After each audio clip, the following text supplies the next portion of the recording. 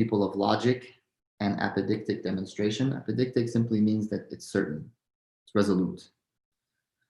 And the Sufis, who claim to be people of divine presence and the people of vision and illumination, or unveilings and illumination.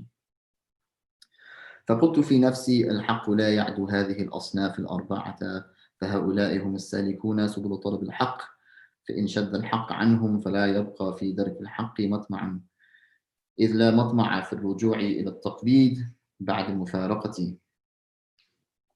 So he says, I then said to myself that the truth cannot transcend these four categories. They have to be in one of these four categories.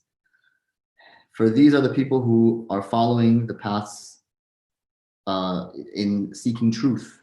So if the truth eludes them, then there really remains no hope of ever attaining it. For there can be no desire to return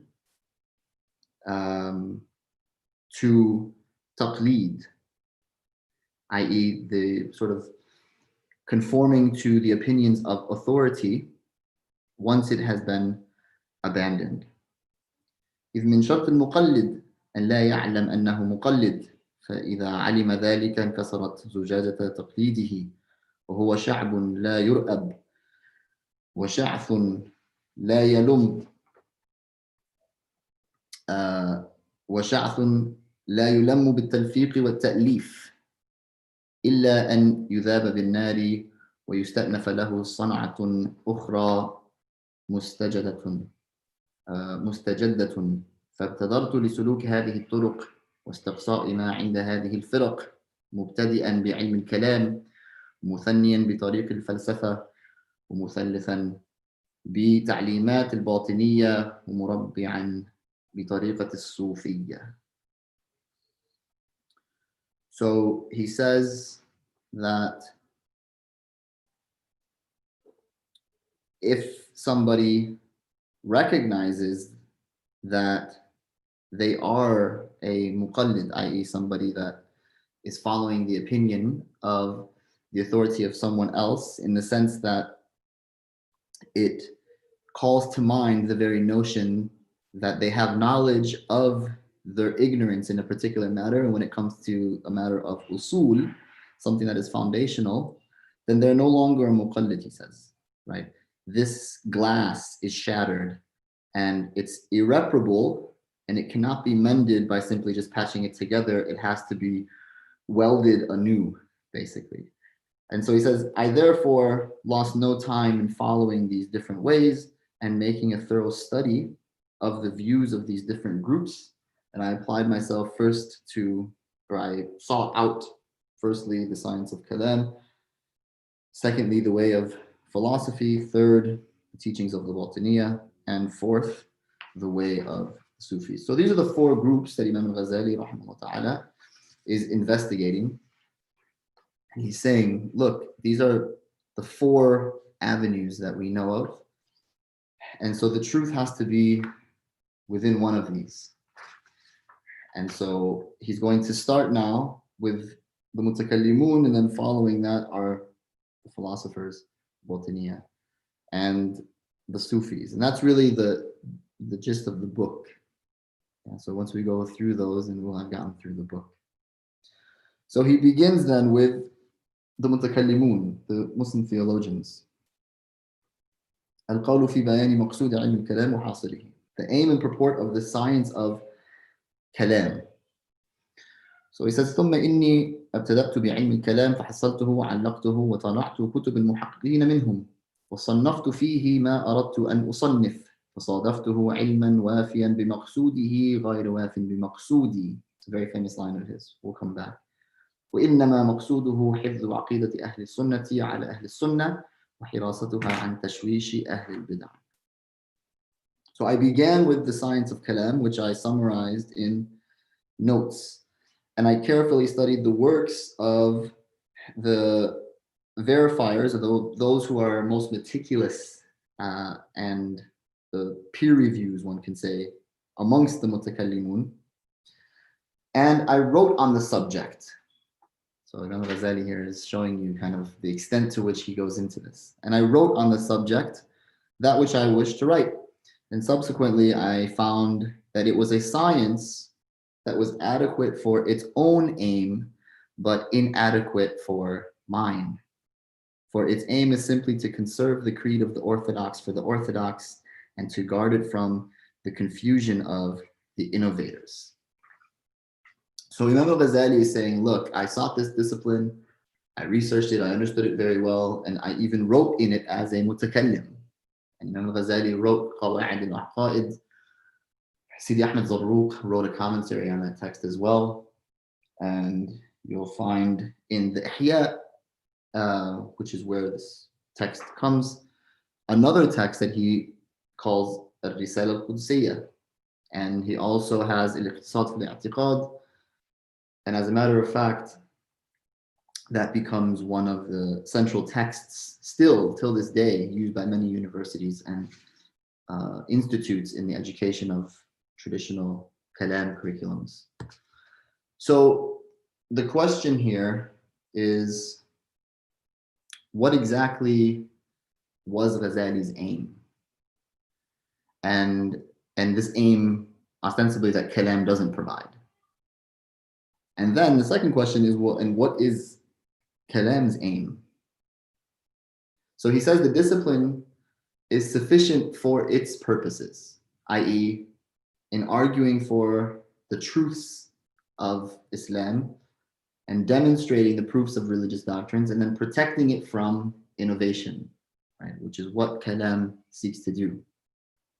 And he actually goes into it here very particular, right? He says that it is a preservation of orthodoxy for the orthodox, basically, and to protect it from any of the confusions that are introduced to it by innovators. So, and you know, in many ways, this opens up a host of questions, one can say. What is Ghazali's understanding of kalam? And is it, you know, what is its relevance, one can say, to faith or its connection, etc. And this is something that many Orientalist scholars were very interested in. Many scholars today in academia are very interested in. And the few things that I'll say on this is, you know, I'll try to keep it as brief as possible. I don't do a really good job at that. But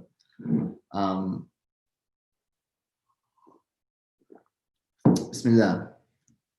So in order to actually really delve into this question of what is Ghazali's understanding of kalam and what is its relevance to faith, the proper method, I can say, to vetting this question is that you have to read all of his works.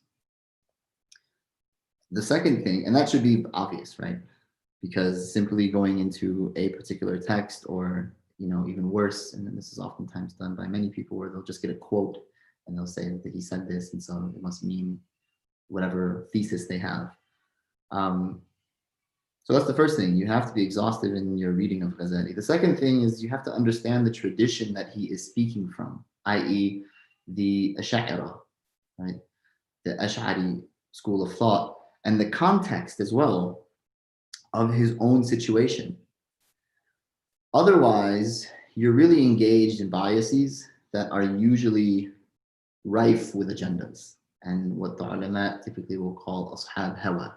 Like a sahib hawa is somebody who's stubbornly attached to an outcome over an honest inquiry of the truth of a particular matter. And even when the truth does present itself, they don't really care because they have like an agenda in mind, they have an objective in mind, and it has to be this thing. So an overview of Ghazali's treatment on the issue is quite extensive, but will suffice it to say the following. Many scholars have pointed out that the Ihya, which is his magnum opus, is really the seminal work of Ghazali, the seminal work. The revivification of the sciences is a crucial first step in understanding this text, the Munqidh, i.e. like how Ghazali lays out his approach to theology and how kalam is to be understood and how it is to be deployed. because we have to start with his conceptualization of the discipline before we can really understand what's going on. And so his conceptualization of the discipline of kalam, as he says here, preserves the orthodoxy for the orthodox, i.e. that it substantiates Islam primarily for Muslims, as he says, as a polemical or a dialectical science, right? A jadal, a type of refutation of other doctrines, okay? And so this modality of one substantiating the doctrines of Islam primarily for Muslims, and then secondly, a type of dialectic or argumentation, one can say, to refute heretical positions, is really what he says kalam is doing. And so he says it does that, and it actually succeeds in doing that. فَصَدَفْتُهُ عِلْمًا وَافِيًا بِمَقْصُودِهِ. What it seeks to do, it does. It does that. And he's actually going to explain why in the upcoming lines, okay? But it was not what I'm looking for. In other words, what kalam seeks to do, it does. It's just not what I'm looking for.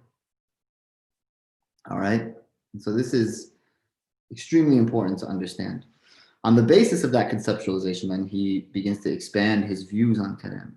فقد ألقى الله سبحانه وتعالى إلى عباده على لسان رسوله عقيدة هي الحق على ما فيه صلاح دينهم ودنياهم كما نطق بمفرقاته القرآن والأخبار ثم ألقى الشيطان في وساوس المبتدعة أمورا مخالفة للسنة فلهجوا بها وكادوا يشوشون عقيدة الحق على أهلها. So then he says that Allah subhanahu wa ta'ala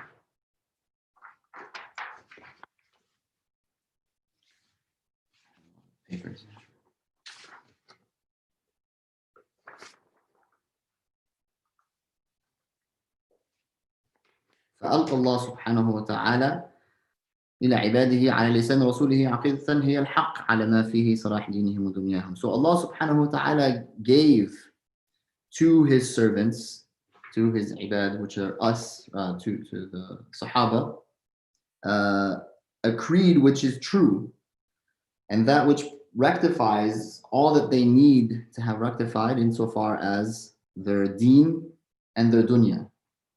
Insofar as their deen and their dunya. كما نطق بمفرقاته القرآن والأخبار, as is explicitly mentioned in the Quran and the traditions. And from there, what ended up happening was that Shaitan came and whispered to those who were innovating on particular matters that were in opposition to the Sunnah. And this persisted in terms of their being able to create obfuscations and confusions within the creed of the true creed of the Muslims, and for those who were attempting to follow the true creed of the Muslims. So he's giving you now a kind of, the basis behind which he is making the claims that he's making. How did kalam actually come to be, in a sense? And what exactly is it in terms of its origins, and which obviously has a huge relevance to what the conceptualization of this particular matter is going to be.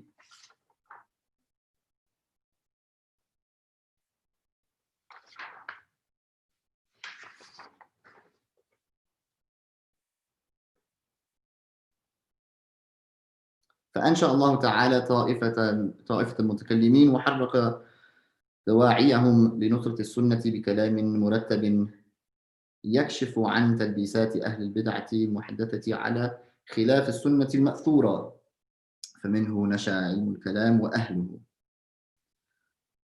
So when this happened, Allah subhanahu wa ta'ala raised up a group of theologians and motivated them to protect the orthodoxy by way of systematic discourse that was designed to disclose the deceptions that were introduced by those who were innovating things that were contrary to the orthodoxy or Orthodox creed.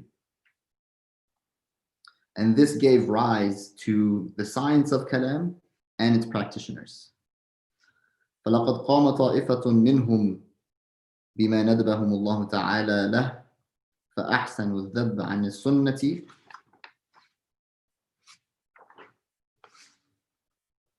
والنضال عن العقيدة المتلقاة بالقبول من النبوة والتغيير في وجه ما أحدث من البدع.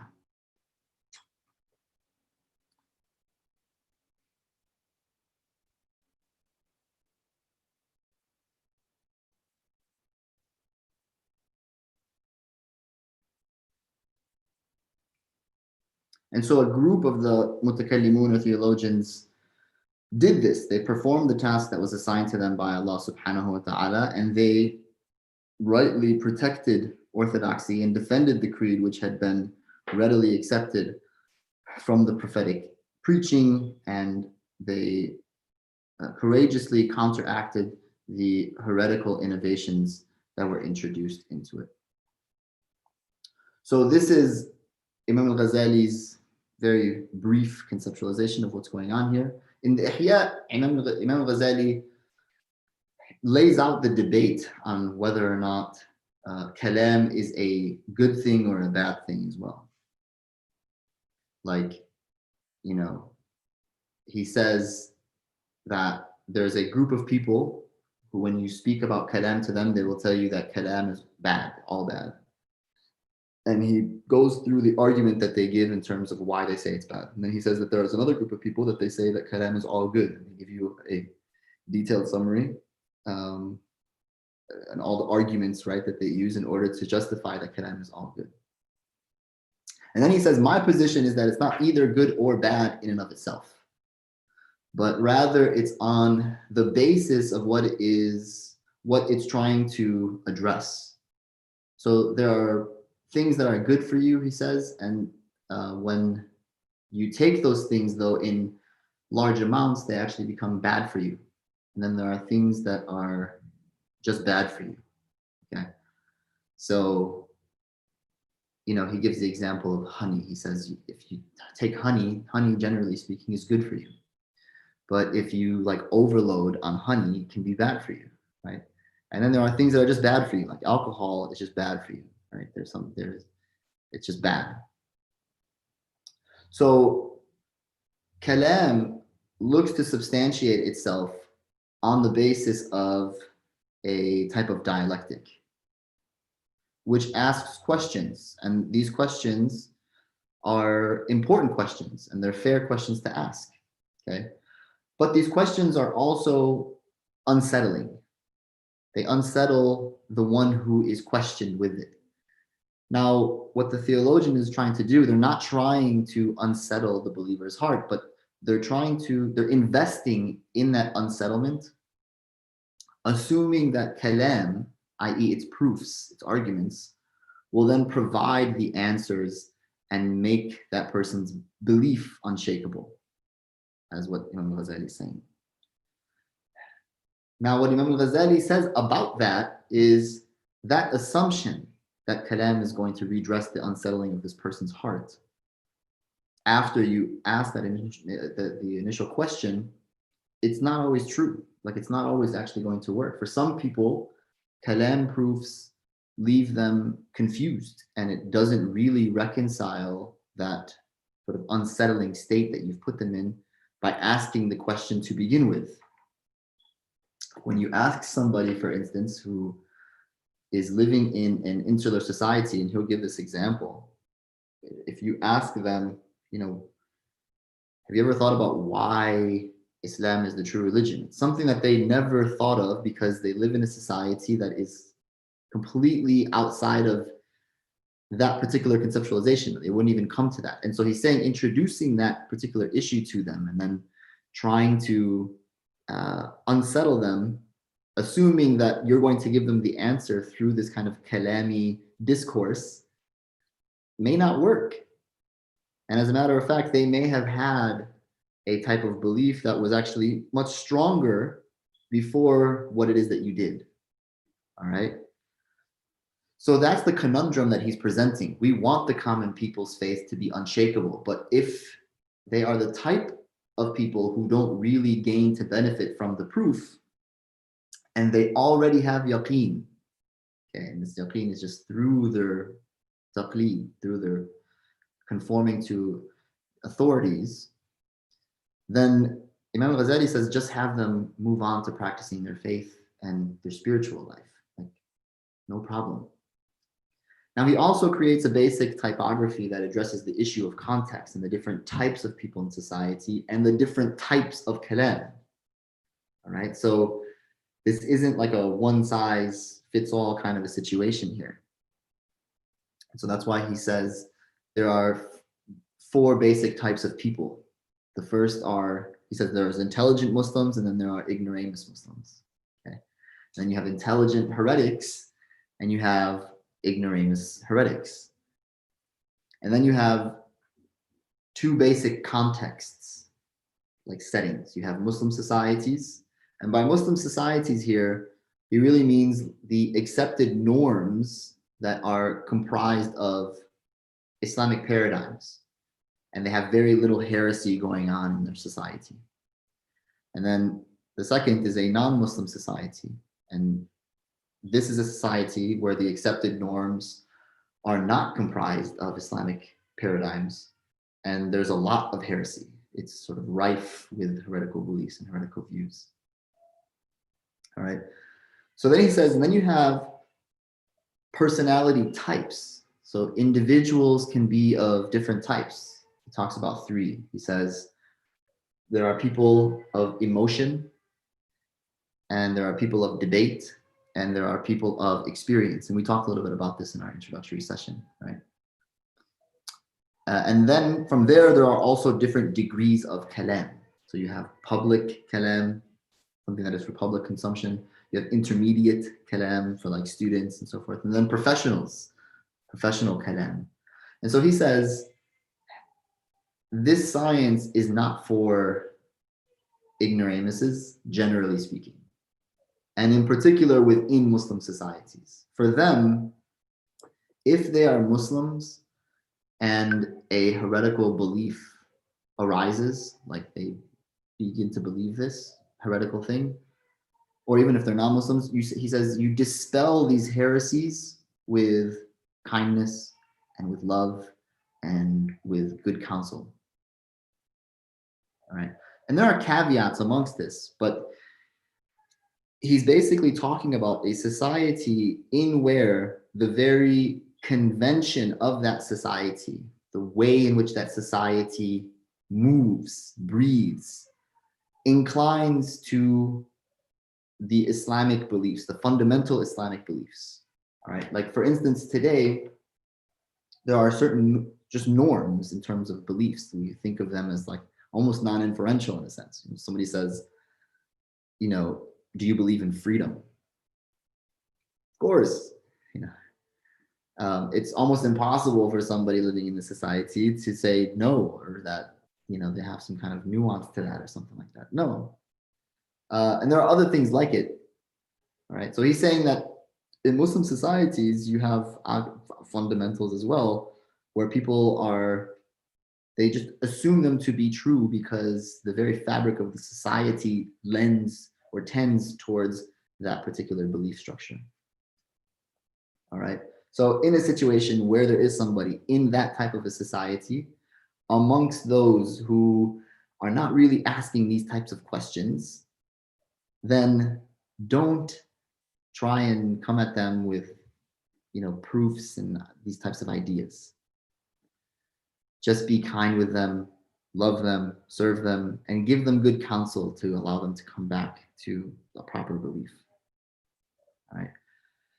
Now he says, one of the caveats is if a commoner who is living in a Muslim society who holds a heretical belief, but that heretical belief has been substantiated, like i.e., he assumes that he has knowledge of why that belief is true. And the individual is one of those individuals who's inclined towards debate. Okay, so he says, for him, for instance, you should deploy kalam. And it is extremely difficult to get them to see their errors, right? And one of the things that he talks about is when you're dealing with the awam in particular, when you're dealing with the laity, Muslim laity, just common folks in those societies, and they've heard these beliefs and it's been substantiated to them and they hold them, okay? And that individual then becomes a part of a group of people, i.e. that there's a kind of groupism now, a factionalization that has an identity within that society.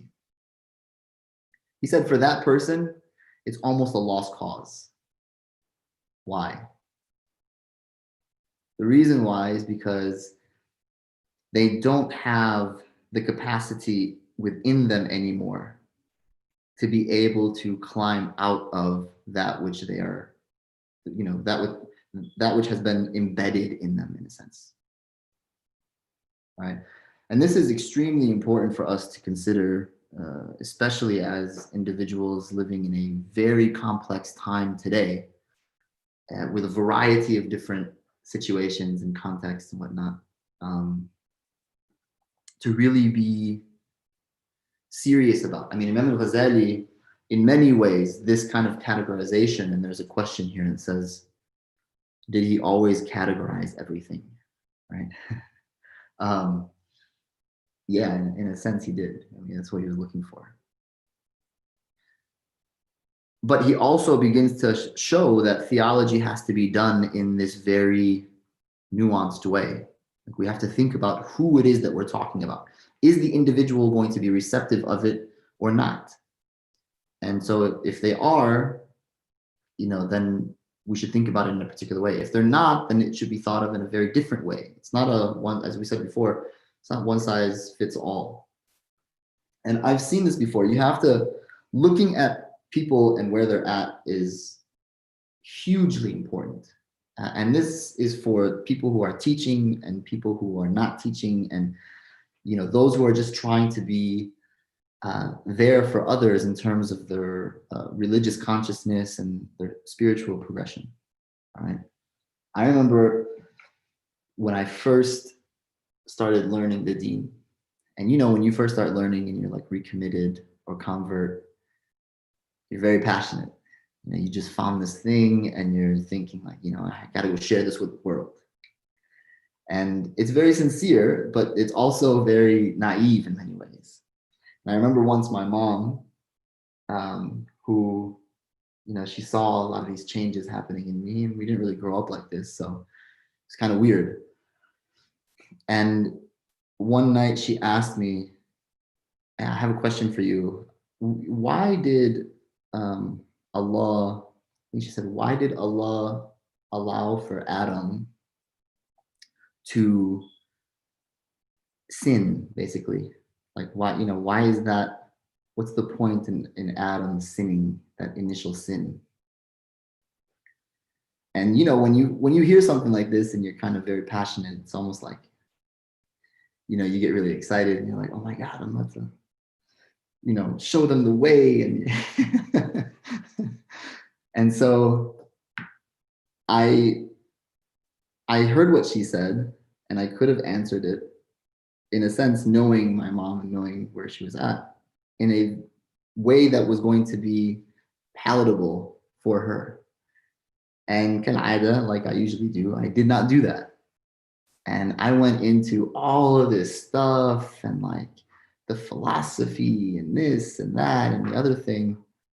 And at the end of it, she was confused. She didn't know what I said. She was like, what are you talking about? Like, I have no idea what you're talking about.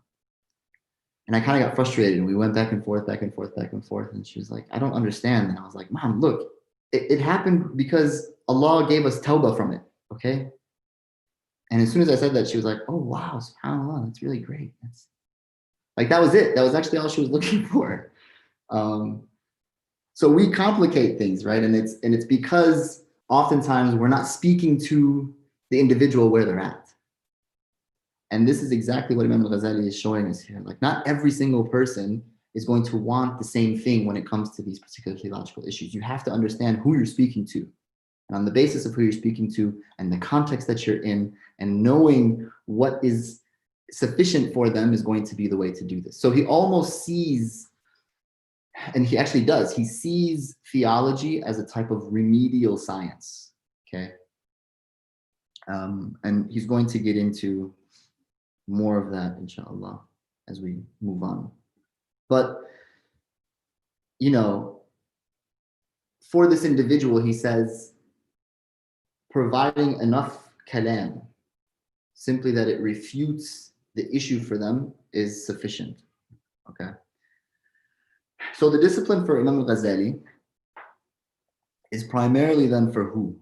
This ilm al-kalam, who is it for? He says it's for intelligent people, and particularly for those living in non-Muslim societies. And again, we're defining this in a very different way. I'm not talking, because for him, the conceptualization of non-Muslim society is very different. It would be anachronistic to think of it in the same way, okay? He means a society where, like I said before, the norms do not tend towards an Islamic paradigm. They don't make it easy for one to hold these types of belief structures. And there's heresy, you know, all over the place. So he says, for intelligent people, and they're not comprised of the majority, by the way, intelligent Muslims will need this science because they are naturally going to have questions about these things, and there need to be answers for them. And kalam is also for intelligent heretics, because they need to be silenced, in a sense. He says their arguments need to be silenced. So the laity for Ghazali are generally comprised of ignorant Muslims, he says. And what he means by this is that they're just not highly educated. And again, you have to go to his time period and really think about this. So you're talking about skilled labor, which is different for us, right? But again, go back to the 12th century, 11th century. Farmers, traders, who are believing Muslims, right? Who he says they have yaqeen, they have certainty in their belief, but their yaqeen is based in taqleed. They have a certainty, but that certainty is based in conforming to the opinion of an authority. And that yaqeen, he says, that is based on taqleed is sufficient for them to build a spiritual life, which for him is the point, the whole point. And as we continue on in this text, you'll see why. But what's important is that he says it's still deficient in a sense. He just says it's not wajib, like they're not sinning for not doing it. So it's not like he's saying that having ilm of kalam is equal to not having ilm of it. No, of course, the one who has ilm of it is in a better situation given these particular parameters, because you need people in your society to make sure that they're keeping things in line. And it's similarly not like he's saying that it's not a fard kifaya as well, a communal obligation. Of course, he believes it's a fard kifaya, and he extensively speaks about this. All right. And lastly, Imam al-Ghazālī, kalam for him is also for individuals in non-Muslim societies. Okay. And he says in those societies, even if children are at risk of being deceived, then they too should be learning theology at this level. And he actually gives the sort of introductory level. He says they should read the Risala al-Qudsiyya in the Ihya. And for the more learned in the community, those who are intelligent and need more, then they should go to the Iqtisad. So you can see here, the point is that he clearly sees benefit and harm. And this is not in kalam per se, but in how it's being used. And that one needs to keep in mind what the purpose of it is, as far as the Ghazali is concerned. Okay. Now the question comes up, why is this not what he's looking for? Why is kalam and its objectives not what Imam al-Ghazali is looking for? So he says, فَأَحْسَنُ الذَّبَّ عَنِ السُنَّةِ والنضال عن العقيدة المتلقاة بالقبول من النبوة والتغيير في وجه ما أحدث من البدعة ولكنهم اعتمدوا في ذلك على مقدمات يسلمونها من خصومهم اضطرهم إلى تسليمها إما التقليد أو إجماع الأمة أو مجرد القبول من القرآن والأخبار. Okay, so as he says before, they were able to defend the creed, which had been readily accepted from the prophetic proselytizing, and counteracted all of these heresies. But in doing that, they relied on premises that they took over from their adversaries, from those who they were trying to refute, being compelled to admit them either by, again, a type of taqleed, just sort of accepting something on the basis of an authority, or because of some communal consensus, or accepting it derived from the Quran and the traditions. Okay. وكان أكثر قولهم في استخراج مناقضات الخصوم ومؤاخذتهم بلوازم مسلماتهم وهذا قليل النفع في حق من لا يسلم سوى الضروريات شيئا أصلا فلم يكن الكلام في حقي كافيا ولا لدائي الذي كنت أشكوه شافيا. And most of the polemic, most of these dialectics, okay, were devoted to bringing out a type of inconsistency in what their adversaries held and criticizing them for being logically absurd in terms of what they conceded. And this, however, he said, is of little use in the case of one who doesn't admit anything except for daruriyat. And we talked about what the daruriyat were in the last one. So these self-evident truths, or these fundamental truths. So kalam was not sufficient in my case, nor was it a remedy for the illness that I was complaining of. And so he says, if kalam simply preserves the orthodoxy for the orthodox and then refutes heretical positions, it can't be considered demonstrative. It can't be considered something that gives you a full conceptual theory. Okay. So, i.e., it substantiates Islam primarily for Muslims, and so it still relies on premises that are taken from scripture. Number one. Number two, it's a dialectic. Okay? It's a type of refutation that's happening here. And so it's appropriating premises from what it's refuting in order that it can refute it. And so he says, that's fine to fulfill certain objectives, and these are the objectives that it has, but that's not really what I'm looking for, since I'm not accepting premises that are not universally evident. In other words, I am looking for something that gives me a full conceptual theory, and I'm assuming that it's going to be there. Insofar as what kalam is doing, i.e., substantiating the doctrines that we hold, well, it seems to be going kind of halfway there, but it still doesn't bring about the other half. All right. So then he says, نعم لما نشأت صنعة الكلام وكثر الخوض فيه وطالت المدة تشوف المتكلمون إلى محاولة الذب عن السنة بالبحث عن حقائق الأمور وخاضوا في البحث عن الجواهر والأعراض وأحكامها ولكن لما لم يكن ذلك مقصود علمهم لم يبلغ كلامهم في الغاية القصوى فلم يحصل منه ما يمحق بالكلية ظلمات الحيرة في اختلافات الخلق. Okay, so he says,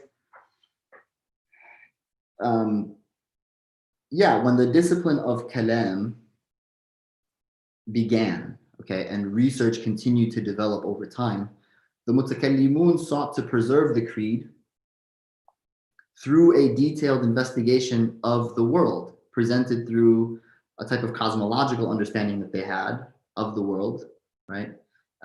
Atoms and accidents and their judgments, and we'll talk more about that at a later time.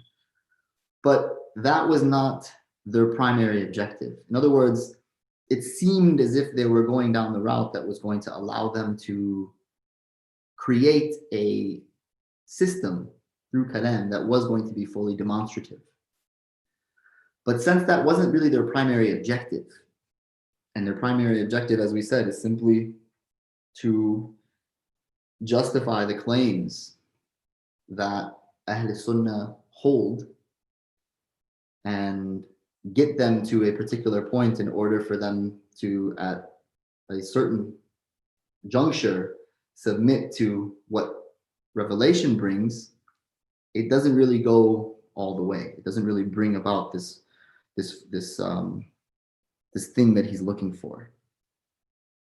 Okay, so it makes sense that they didn't really follow through with this, and as such, they did not develop it into a science, as he says, that really dispels all of the obfuscations that can arise from the differences that divide everyone when it comes to these issues. All right.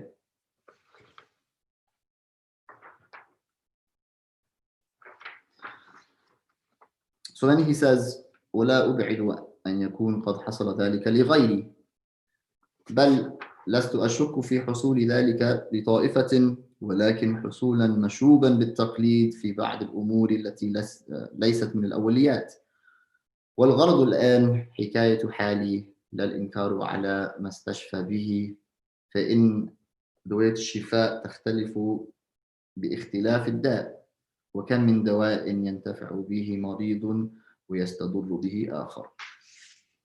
All right. So he says, look,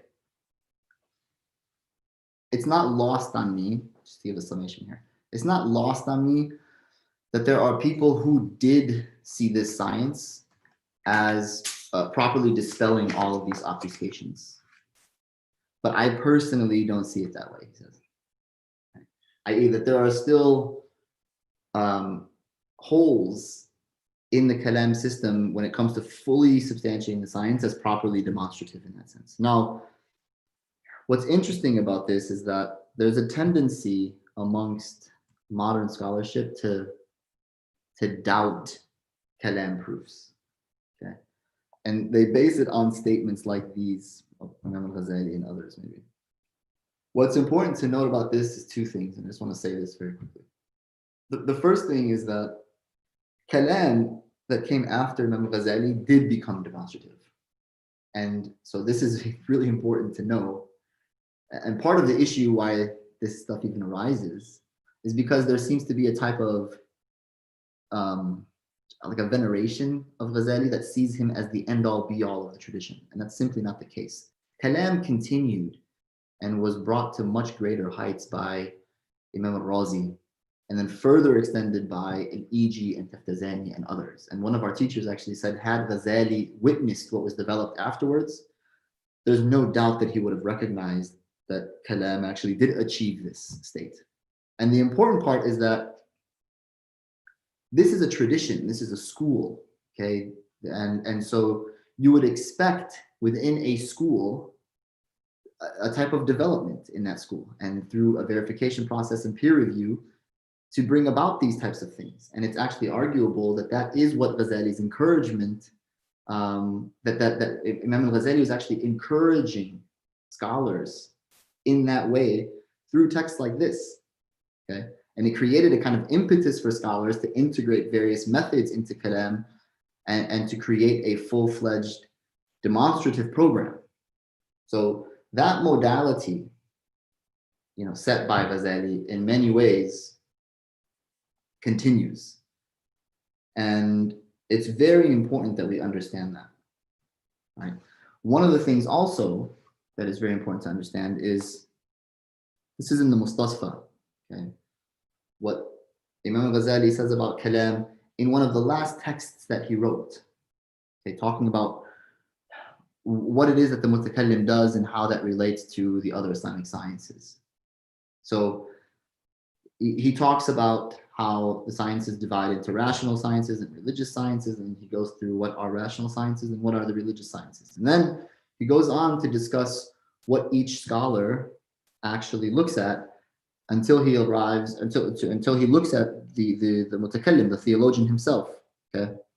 And he says, and this actually can be found, it's a really great article by Abdurrahman Mahdig that I would encourage people who are really interested in this to look at. It's called Is Fitra a Replacement for Rational Inquiry? Okay, and this is his translation of this section of the Mustasfa.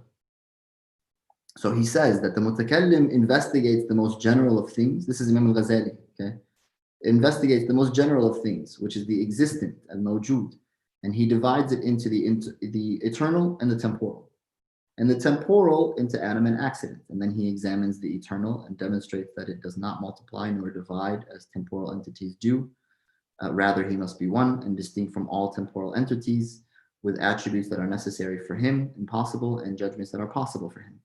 Neither necessary nor impossible. And then he shows that creation is possible for him and that the world is a contingent act of his. And because it is a contingent act, it requires a cause. And sending prophets is from amongst his contingent acts, and he has power over it and power to demonstrate their truthfulness through miracles, and that this is contingent and it occurs. And at this point, the discourse of the mutakallim ends, and the independent reflection of the intellect ends.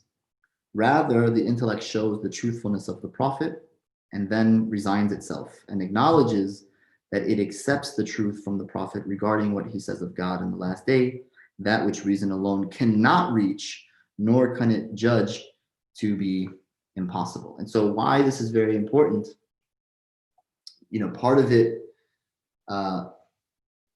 it goes back to what I had mentioned at the start of this course.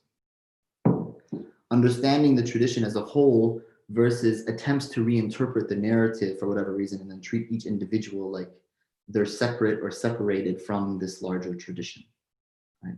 It's very clear here that Imam al-Ghazālī rahimahullah ta'ala sees kalam as being foundational to the Islamic intellectual tradition. And yet you'll find many people who want to say through their examination of the work that we're looking at here, that he somehow destroys kalam, and he shows that there's no need for it, and whatsoever. Is that what he's saying? Is that what he's saying when he's saying that Allah subhanahu wa ta'ala brought about this group of people who protected orthodoxy and who refuted all these grave innovations that came about, and that they were successful in what it is that they did, and so on and so forth? No, but it's obvious that he does have a conceptualization of what kalam is, and that there's something that he personally is looking for insofar as his journey that we're taking with him, that he says, I did not find in kalam, or that kalam doesn't fully see itself all the way through. All right?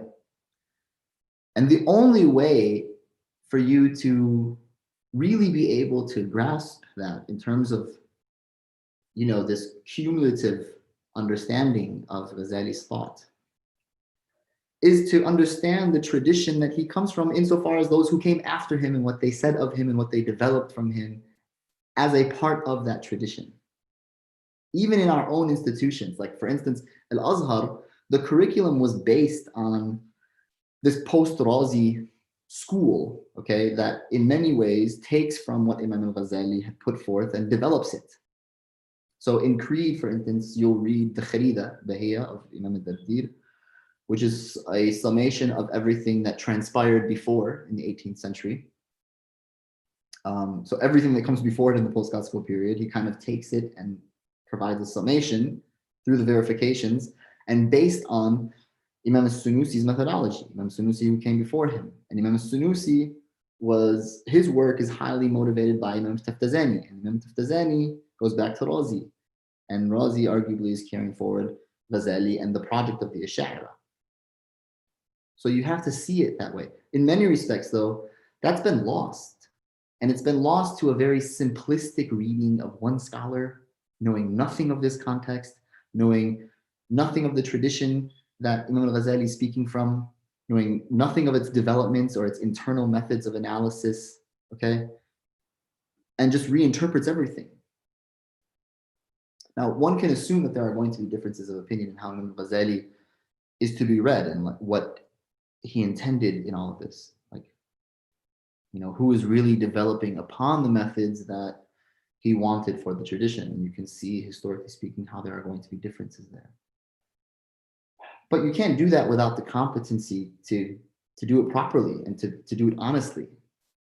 So kalam for Ghazali brings about, as he says, a type of proof, and it's sufficient insofar as that it takes one out of taqlid, but it doesn't take one the entire way, i.e., it's not fully demonstrative. So reason and logic are sufficient to provide many of the realities in the extramental realm. Those realities are sufficient to prove the main claims of kalam, one can say. But a complete understanding of these realities are beyond the capacity of the intellect to provide. And this is where Imam Ghazali leaves us. Okay? There are certain beliefs that we have to make verifiable, and that's what kalam does.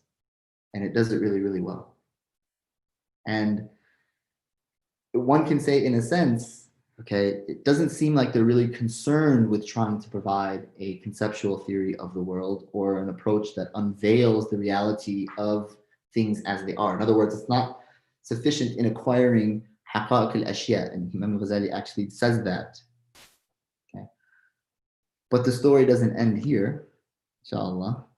He's going to continue and show us where he arrives and how all of these things come back to connect. But inshallah, hopefully this is somewhat of a more detailed explication of Imam al-Ghazali's section on kalam and some of the issues that may have come up. And I understand that people here are here for different reasons. Some people just want to say, listen, I want to know what he said because I want to know my tradition and I want to follow it properly. And in many ways, I hope that I was able to share something in that light.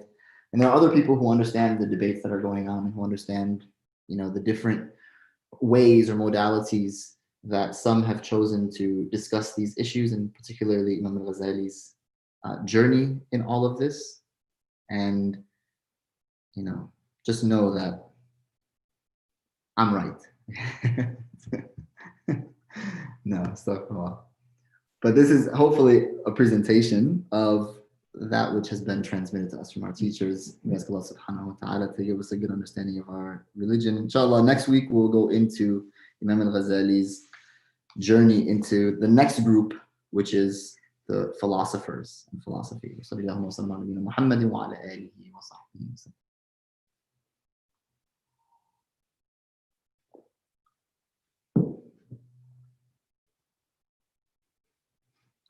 Do we know more or less the demonstrative pitfalls al-Ghazali is referring to?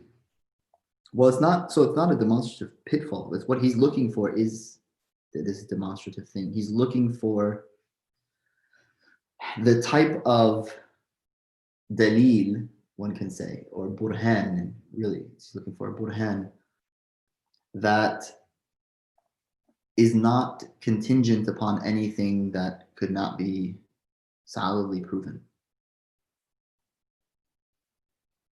All right. Now, as I said before, the assumption here for Imam al-Ghazali is that there must be some sort of independent capacity in the human being to be able to arrive at all of these conclusions in this way. And while kalam may offer us a road that establishes a foundation, it doesn't really bring us all the way through. And so he's looking to try and see what does.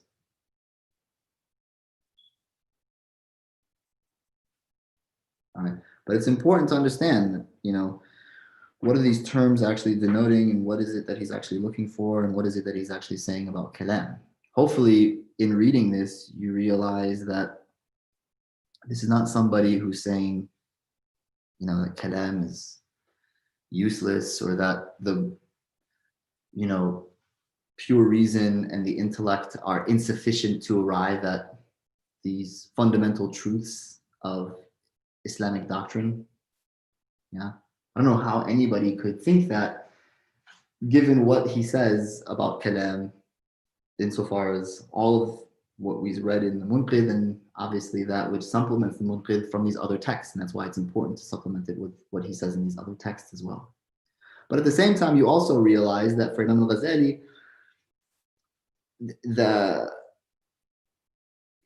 concept of arriving at yaqeen, arriving at certainty, insofar as one's religious doctrines, is also something that he's going to say can be done for a group of individuals amongst the Muslims in a community, primarily that is, like as we said before, this Muslim community where the inclinations that one has to believe in that which Islam fundamentally mandates upon us are cohesive to the very structure of that society. Like there's no opposition to it. There isn't some crisis of identity that we see amongst many today, right? And it's arguable. Some people have asked, does that even exist today? And my answer is, I haven't seen it. And I even in the places that when you go overseas, people assume like, okay, well, we just go overseas. It's obviously not America. It's arguable whether or not it's overseas in certain areas or not. I personally have never seen it, and I've been to West Africa, and I've been to all over the Middle East, and even in outside of the big cities, like in the villages and whatnot, and I still see that they are very influenced by Western paradigms and concepts that come out of the West. And for many people, that has created a lot of confusion about how they conceptualize these foundations of their religion and the worldviews that they have, that are oftentimes very confused because of globalism and what it has done to many. But for us here in America, I think it's very obvious, right? Like, I don't know, personally speaking, when it comes to the concept of intelligence, alhamdulillah, most of our community, if not the majority, like overwhelming majority, are going to colleges and being educated in secular institutions and all of this stuff. And we live here, and one could never make a case that we're not being bombarded with heretical beliefs on a daily basis. So as far as I'm concerned, there's not even room to have a discussion about this, whether or not kalam is, needed for our day and age and in our context or not. Like, I think it's, to me personally, I think it's very problematic anytime somebody begins to talk about, trying to substantiate all of this stuff without doing kalam. And again, it isn't a one size fits all. It's not like we're saying that everybody has to have this crazy academic understanding of kalam. No. We're talking about kalam insofar as its basic conceptualization and definition is concerned. And as it develops, it gets more refined, right? So they say that kalam is علم العقائد الدينية عن الأدلة اليقينية, knowledge of one's religious doctrines and how those religious doctrines emerge from the certain proofs. Okay, so you have to know what you believe, and you have to know why those beliefs are true in a very minimalistic sense. So when somebody asks you, why are you Muslim? It's not like you haven't thought about that, or that you don't have answers for yourself to be able to say that there's a cohesive and a consistent fashion by which I come to know what the answer to that question is.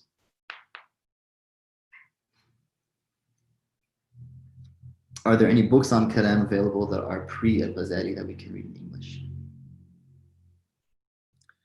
Imam al-Qushayri, Imam al-Bayhaqi, but I'm not sure that those texts are in English. I'd have to see. I think they are. I think one of them was translated. And I want to say Imam Zayd translated it. I don't know. I'll look it up and try to give it to you.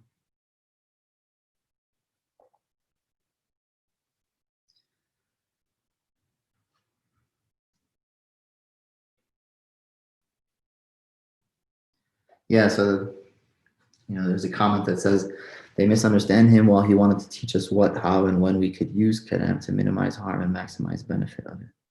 Yeah, that's very true. And these very simplistic readings of him, like I said before, there's some kind of agenda that's driving why they have this narrative attached to him. What would be an elevator pitch to describe kalam? Kalam is the science that tells you what you have to believe and why those beliefs are true.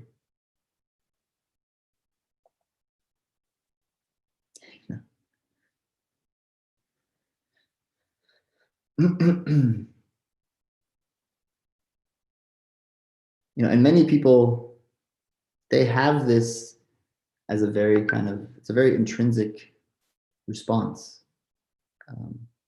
The famous Bedouin who was asked this question, and he says, when I see camel dung, I know that a camel has been here. In other words, and that's sufficient, by the way, like just the very concept of understanding that something that has the capacity to produce this effect chose to do it. And understanding that as kind of a premise and then moving forward from there, for certain people, that's sufficient.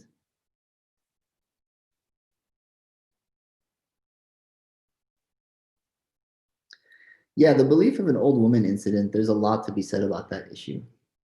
A lot to be said. But again, I would caution, this story is used typically to try and say that you don't need to know why you believe what you believe. Like, just have the faith of old women, as this famous story of Fakhruddin al-Razi, and it's actually mentioned about other people as well. Okay.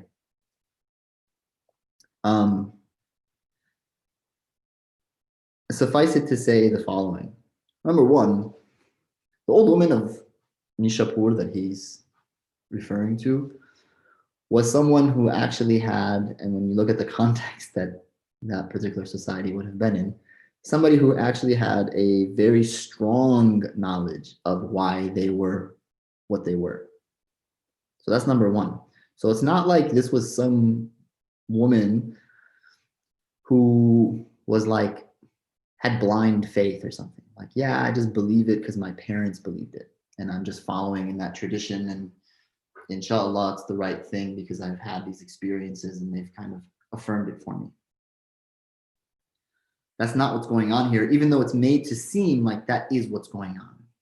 Okay, and they're using the story in that light, which is, it's very deceptive and it's very wrong to do that. So that's the first thing that I would say.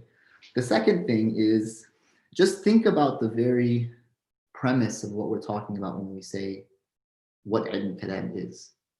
It's the science of knowing what your religious doctrines are, what it is that you actually believe in, and then an understanding as to why those things are true.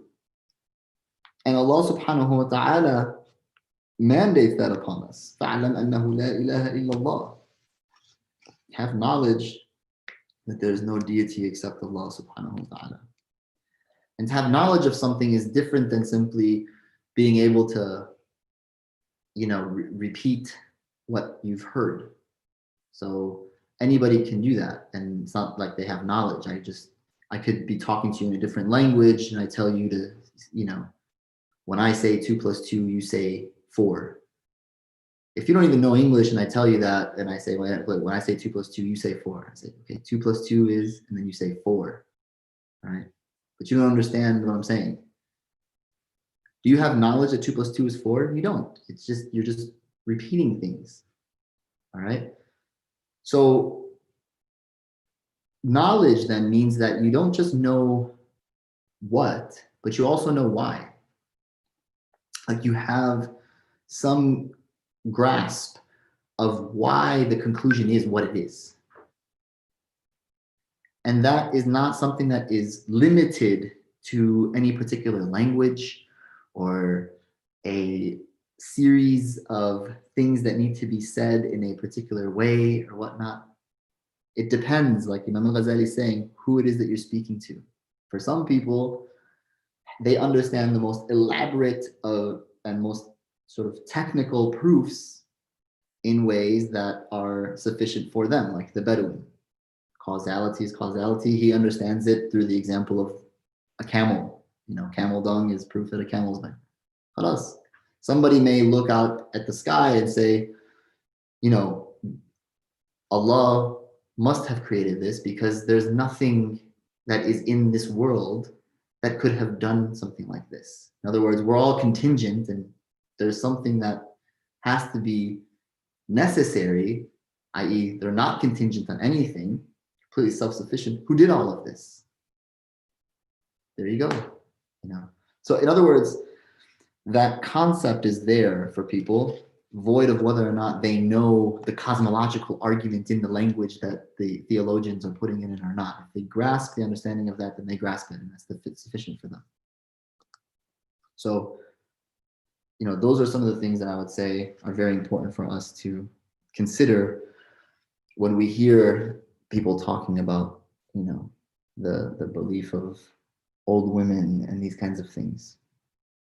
Muslims have never had, you know, the translation of the belief of old women is someone who has proper belief. In other words, they have knowledge of their belief and they are putting that knowledge into practice. And that is reaffirming that belief and strengthening it in ways that are, you know, unforeseen by many.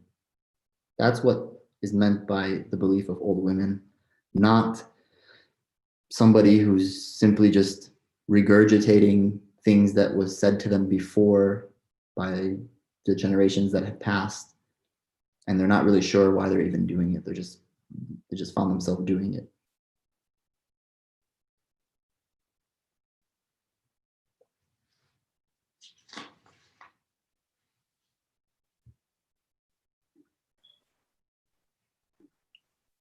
Salam Sheikh. I have one question.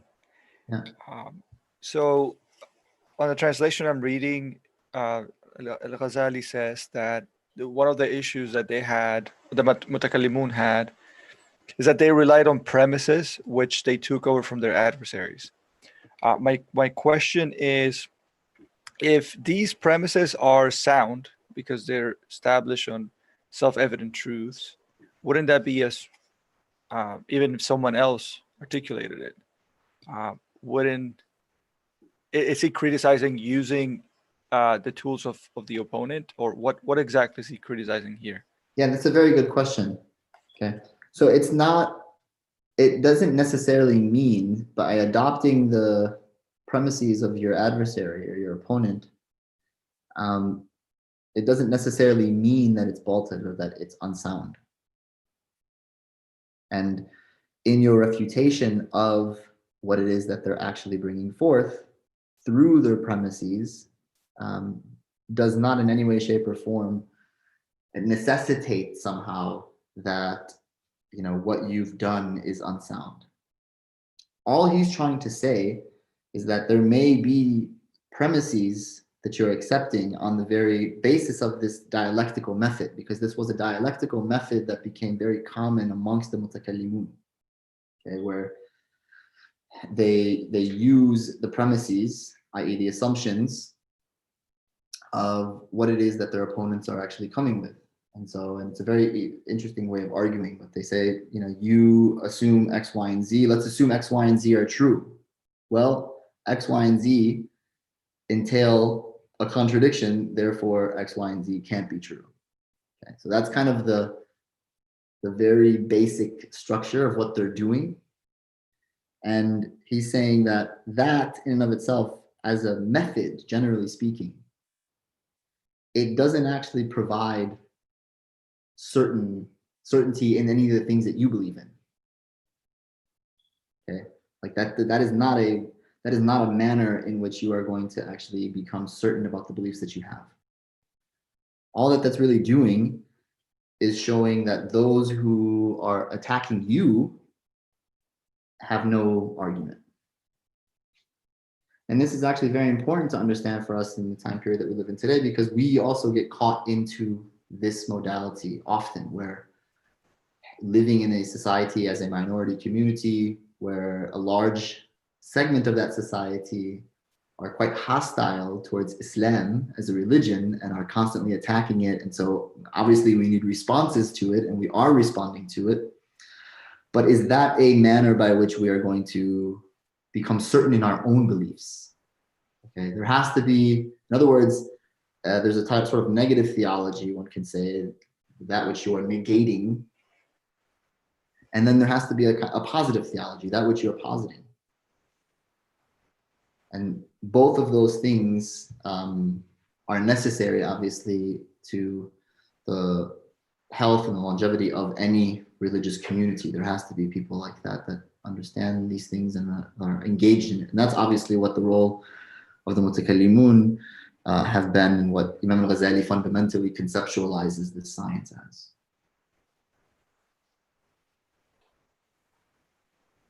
Did that answer the question? No, definitely. Yeah, so, no, it did. It did. That context helped a lot. Thank you.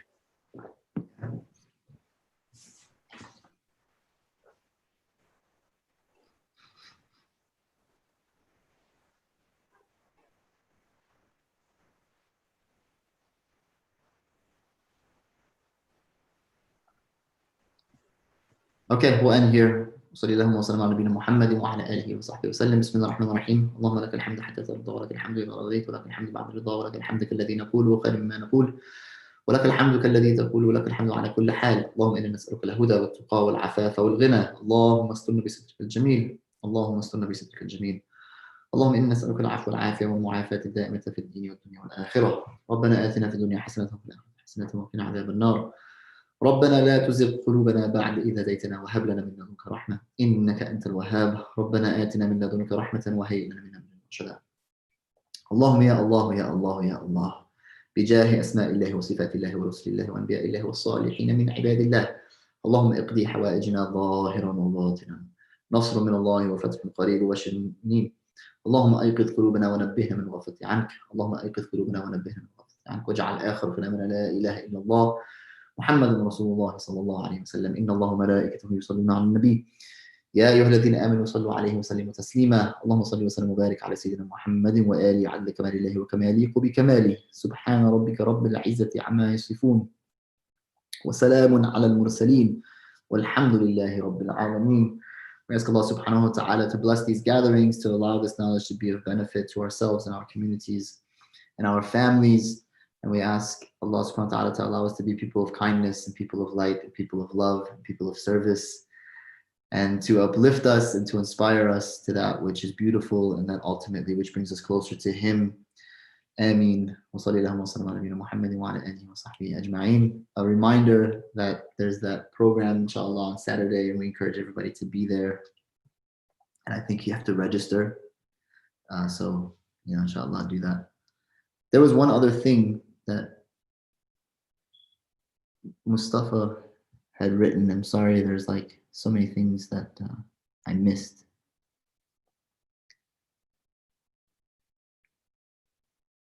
What's the Arabic word that he uses for orthodoxy? He doesn't actually use the word orthodoxy. I simply just said that, but that's kind of what he's trying to imply, right? He says حفظ عقيدة أهل السنة على أهل السنة. In other words, it's preservation of the Sunni creed for Sunnis.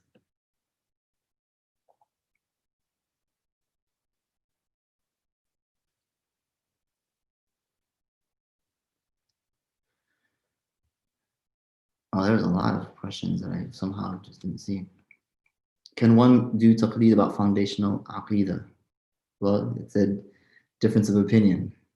As you can see, obviously, Imam al-Ghazālī has an opinion that says, yes, so long as that taqleed is in a particular context with certain individuals, and obviously what he's looking for is yaqeen, but he's saying that that actually can be done. You can get yaqeen, he says, through taqleed. The awam can.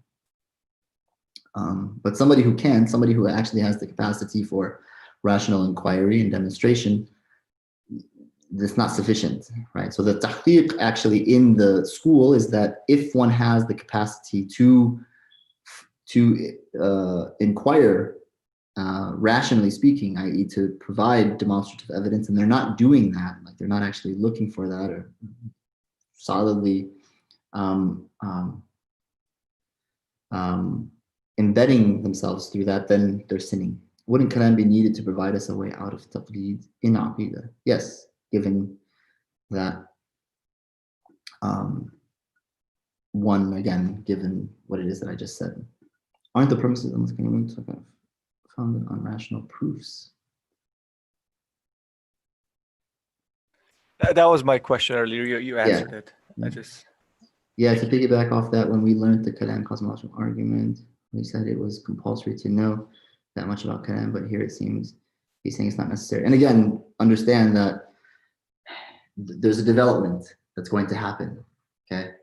And so that development is something that Imam al-Ghazālī did not see all the way through. That's why I am, providing that condition. Yeah, as you went on, it became more clear. Okay, good. Okay, so I think I got to everybody now. Alhamdulillah. I don't want to leave anybody out. These are good questions. And, All right, we'll see everybody next week, inshallah. And yeah, Ahlam, Jazakallah khair. She put the link up for the event, right? So. Assalamu alaikum wa rahmatullah.